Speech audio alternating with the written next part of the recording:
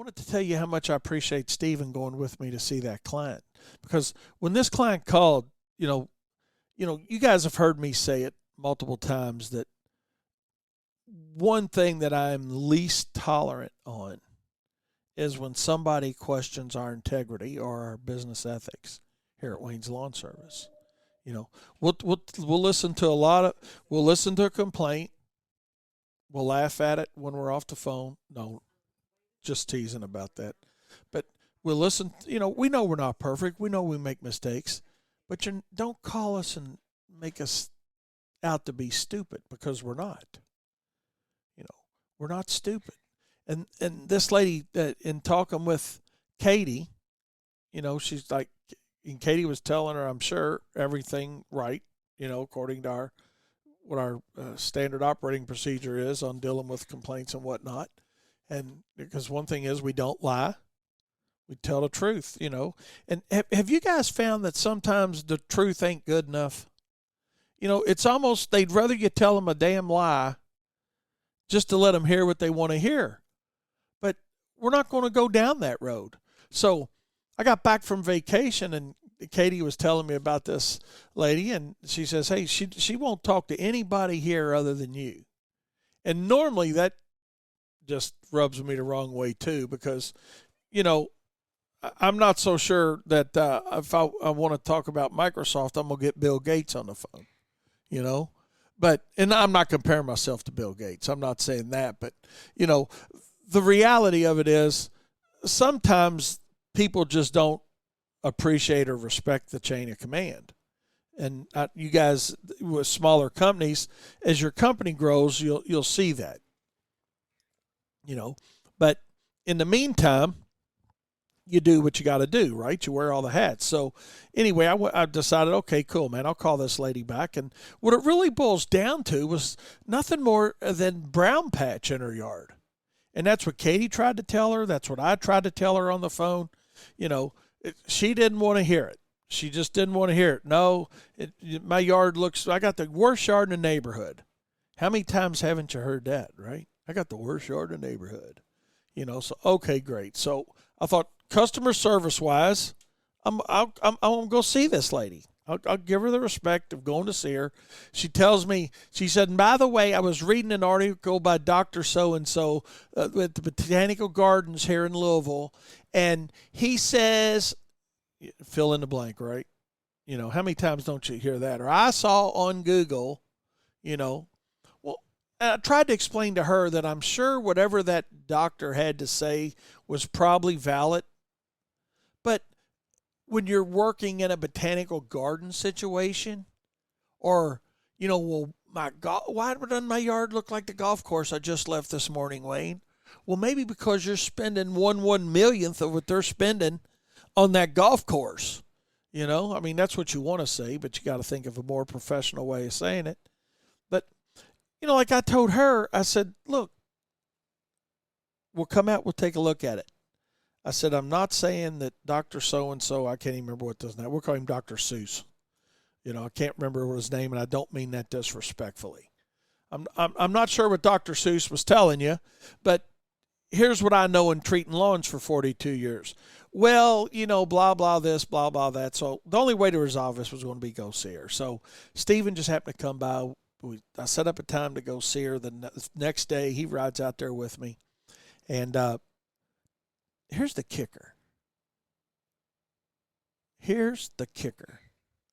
She didn't even have the courtesy to come outside. She sent her boyfriend out to do the dirty work, So he's walking around the yard. And in the meantime, we've had, early on in the spring, we had a ton of rain. So, we know what kind of brown patch pressure we've been experiencing, So as soon as we pull up, and Stephen's got his degree in turf grass science. And so I thought I would take that to combat, and not combat, that's probably the wrong word. I didn't have a doctor to bring along, somebody with a doctorate, but I wanted somebody outside the Wayne's Lawn Service loop, because her contention was our product that we were sprayed on her yard, which would happen to be Surge, okay? Don't anybody send me any hate mail over that saying, "Oh man, you're spending too much." I don't want to hear all that. Okay, just go with the story. So your surge has killed my yard. Okay, Dr. Seuss says it's not supposed to be sprayed, in the summertime. Well, actually, you need to read the label or talk to Dr. Seuss, because we can spray it up to 90 degrees. The time that we did spray it, the temperature was 72 degrees and the high that day was 84. So we were perfectly within the range of the application of this product. She didn't want to hear that, of course. Okay. So then the husband became the translator. And I'm going to get off this story soon, I promise. But I know you guys at Treat Lawns can just hear this story being one of your customers. So what it boiled down to, so we go back to the backyard with not the husband, the boyfriend. We go back to the backyard, and as we're coming out the side gate to the backyard, we walked down the driveway and we came out the side.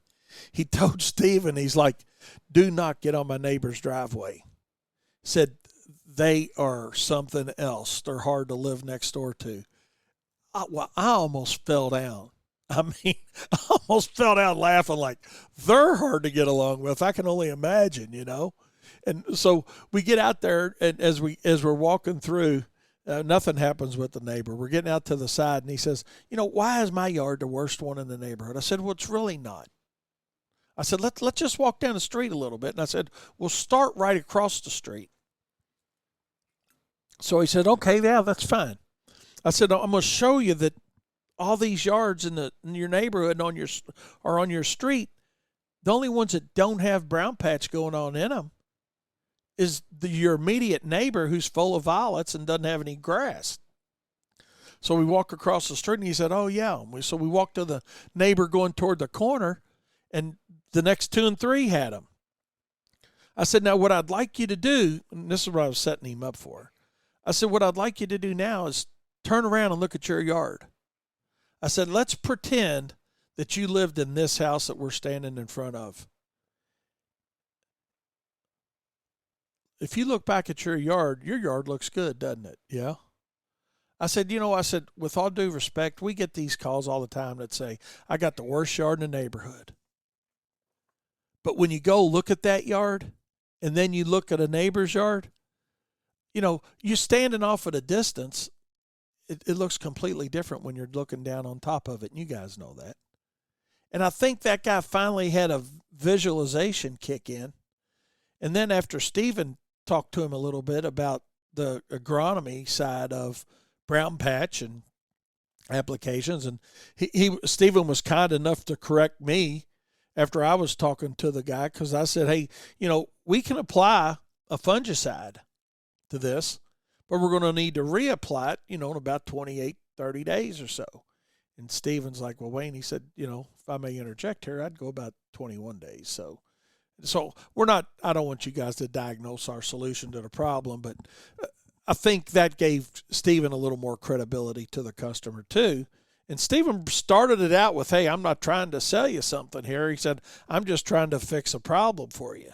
So, hey, I just wanted to give Stephen a shout out, number one, for going with me, because I think that and certainly helped in that situation.